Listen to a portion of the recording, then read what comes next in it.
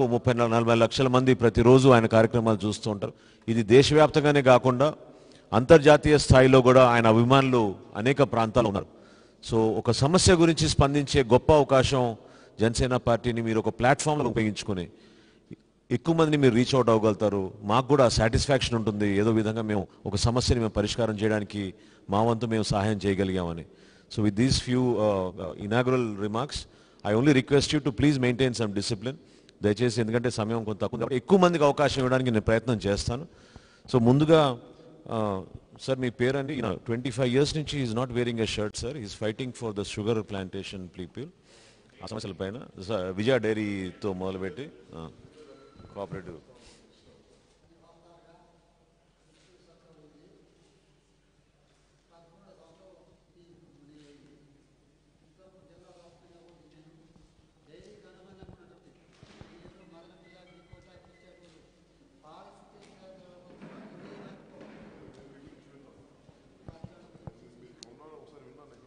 వెంకటాచలం పెనుమూరు మండలం.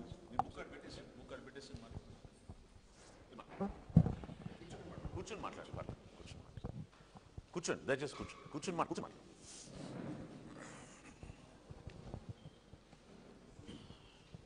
మాది సొంత గ్రామం పెరుమాళ్ళకండిగా, పెనుమూరు మండలం, చిత్తూరు జిల్లా.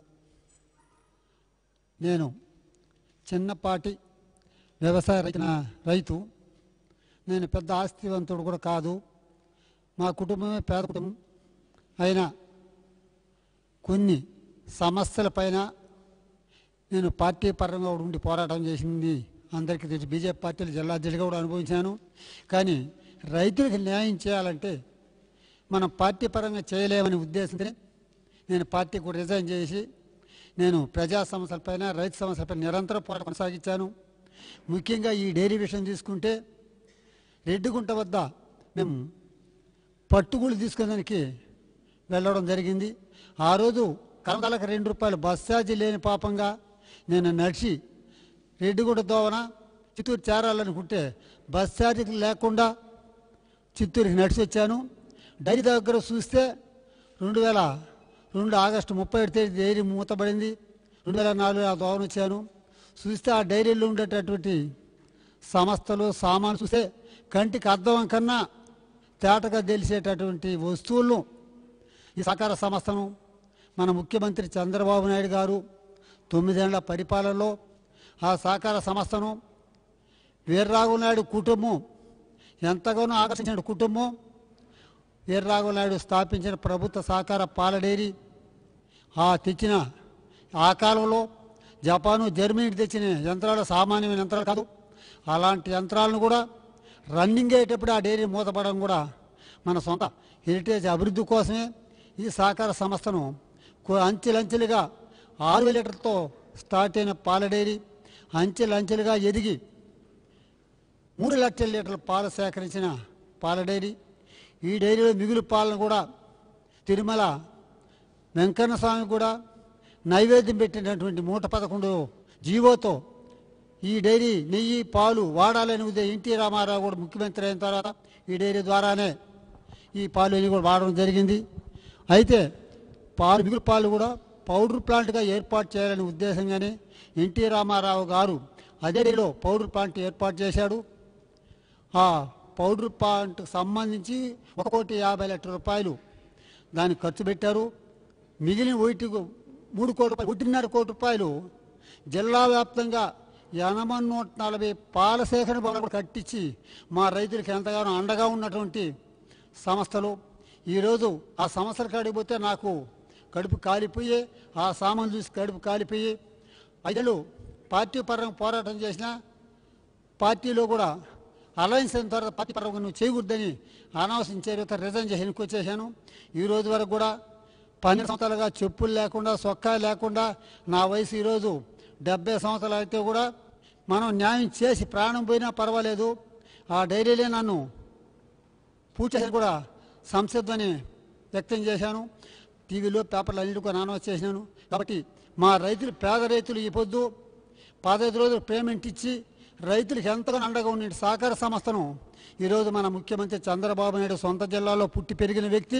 ఆయన అనుకుంటే పెద్ద సమస్య కాదు, ఒక వ్యాపార బిజినెస్గా కాకుండా రైతు సంక్షేమం కోరి పెట్టిన వీర్రాఘవ నాయుడు స్థాపించిన సహకార పాల డైరీ, అదేవిధంగా అరుణ్ కుమార్ తండ్రి రాజగోపాల్ నాయుడు, కిరణ్ కుమార్ రెడ్డి తండ్రి గారింటి అమర్నాథ్ రెడ్డి గారు కూడా, పొలకల నరసింహారెడ్డి, వీళ్ళందరూ కూడా ఎంతో సాయశక్తిగా ఒక జగన్మోహన్ రాష్ట్ర ముఖ్యమంత్రి, కాకాని వెంకటరత్నం గారు వ్యవసాయ శాఖ మంత్రి ఉండేటప్పుడు స్థాపించిన చిన్న డైరీనా, ఒక దేశంలోనే పెద్ద డైరీకి ఎదిగిన డైరీని ఈరోజు ఆ డైరీ పరిస్థితి చూస్తుంటే కడుపు మండిపోయి కూడా నేను ఆత్మహత్య చేసుకోవాలి నిర్ణయం కూడా తీసుకోవడం కూడా జరిగింది. ఎందుకు చెప్పుకోవాలంటే 12 ఏళ్ళుగా చెప్పులు సొక్కా వదిలి 10 మంది కలెక్టర్ మారినా నాకు న్యాయం జరగలేదు. ముఖ్యమంత్రి చంద్రబాబు నాయుడుతో కలిశాను, రాజశేఖర్తో కలిశాను, మరి రోసయ్య గారు సొంత జిల్లాలో కిరణ్ కుమార్ రెడ్డి గారు ముఖ్యమంత్రి అయిన ఈ రాష్ట్రానికి సంబంధించిన ముఖ్యమంత్రులు, రాష్ట్ర మంత్రులు సొంత జిల్లాలో పుట్టి పెరిగిన వ్యక్తులు. వీళ్ళ స్వలాభం కోసం, స్వార్థం కోసం ఆలోచించిన తప్ప ఈ పాపం చేసిన రైతులు ఏం పాపం చేసినాం అనుకుంటాం మేము. పదవిలో పెట్టి మా బిడ్డలకు ఎంతో అభివృద్ధిగా ఉన్నటువంటి సంస్థలు సర్వనాశనం చేసినారంటే ఇది మంచి పద్ధతి కాదని కూడా ఈరోజు మేము మీ ముందు మా ఆఫీస్ వెలబుచ్చాల్సిన అవకాశం ఏర్పడింది. అదేవిధంగా చిత్తూరు చక్కెర ఫ్యాక్టరీ అంటే ఒక రాష్ట్ర స్థాయిలో పేరుగాంచిన చక్కెర ఫ్యాక్టరీ. ఆ రోజులో వీర్రాఘవ నాయుడు తండ్రి గారు అయినటువంటి వెంకటకృష్ణాయుడు, మరి పెరింబేటి చిన్నరెడ్డి గారు, వాళ్ళందరూ కూడా ఎంతో శాయశక్తులతో మా గ్రామాల్లో వచ్చి ఆ రోజుల్లో 100 రూపాయలు షార్ కట్టుకున్నారు. ఈ ఆ రోజు 100 రూపాయల షార్ అంటే ఇప్పుడు 1 లక్ష రూపాయలు విరాళం ఇచ్చింటిగా ఈరోజు ఎవరు విరాళం 1 లక్ష రూపాయలు. మా అందరి అభిమానంతో మా రైతులు ఒక అభిమానంగా 100 రూపాయలు అందరూ సేకరించి ఆ చక్కెర ఫ్యాక్టరీ కట్టించిన ఘనత. 37,000 టన్నులతో స్టార్ట్ అయిన చక్కెర ఫ్యాక్టరీ 3 లక్షల అంచెలుగా ఎదిగి 3 లక్షల వరకు కూడా క్రషింగ్ అయిన చక్కెర ఫ్యాక్టరీ కూడా ఈరోజు సమాధి అయిపోయిందంటే, మేము బెల్లం అమ్ముకోవాలంటే నల్ల బెల్లం పైన ఆంక్షలు, చెరుకు తోలాలంటే చెరుకు లేదు. గతంలో అమ్మకాన్ని పెట్టి 16 కోట్లు పచ్చబెట్టడం, రెండోసారి 21 కోటికి ఏలం పెట్టడం జరిగింది. అయితే మేము రైతాంగంగా కోర్టు పరంగా పోయి స్టే తెచ్చి మేము కోర్టులో మేము గెలుచుకున్నాము. ఆ తర్వాత రాజశేఖర రెడ్డి ముఖ్యమైన తర్వాత చిత్తూరు డైరీ చక్కెర ఫ్యాక్టరీ తప్పక తెరిపిస్తాను కూడా హామీ ఇవ్వడం జరిగింది. అయితే చిత్తూరు డైరీ మాత్రం తెరిపించకపోవడం కారణం మన ముఖ్యమంత్రి కిరణ్ కుమార్ రెడ్డి అడ్డుతేనే పాల డైరీ నిలిచిపోవడం కూడా వాస్తవంగా చెప్తున్నాను.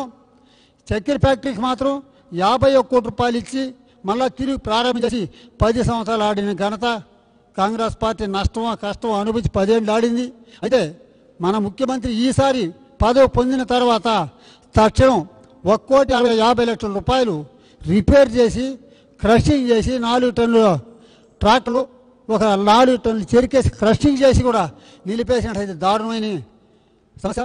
1,36,000 టన్నులు అగ్రిమెంట్ చేసుకుని చెరుకు రైతుల పరిస్థితి ఏం కావాలని కూడా 52 రోజులు దీక్ష చేసి అది మళ్ళా నడపాలనుకుంటే లాస్ట్కు మూసేశారు.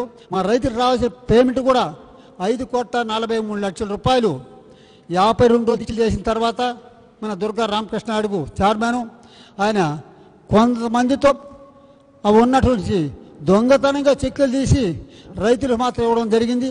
కార్మికులకు మాత్రం పైసా ఇచ్చిన పాప అనుకోలేదు. అంటే కార్మికులు బాగుంటే మనం బాగుంటామని ఉద్దేశం అందులో ఆలోచించుకోవాలా. కార్మికులు కడుపు కాలిస్తే మనం బాగుపడవని ఆ రోజు ఒక భాగం వాళ్ళకి 2 భాగాలు రైతులకి వెళ్ళినట్టు కూడా ఒప్పుకోకుండా వాళ్ళకి ఇచ్చేశారు.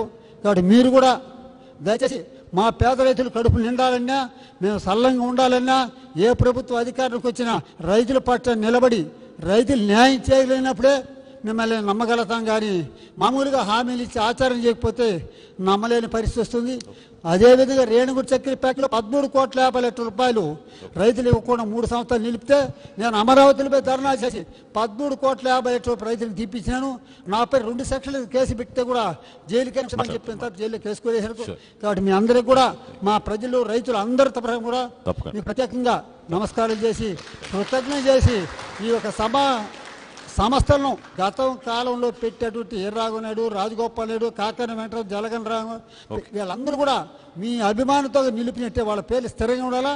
అదేవిధంగా మన పేర్లు కూడా మన కాలం అయితే స్థిరంగా ఉండాలని ఉద్దేశంతో మిమ్మల్ని అందరినీ కోరుకుంటూ ఈ అవకాశం ఇచ్చినట్టు అందరికి కూడా పేరు పేరున నమస్కారం తెలియజేస్తూ ఓకే ఈ అవకాశం అందరికి కూడా ప్రత్యేక థ్యాంక్ యూ అండి. కృతజ్ఞతలు తెలుపుతున్నాను. Thank you.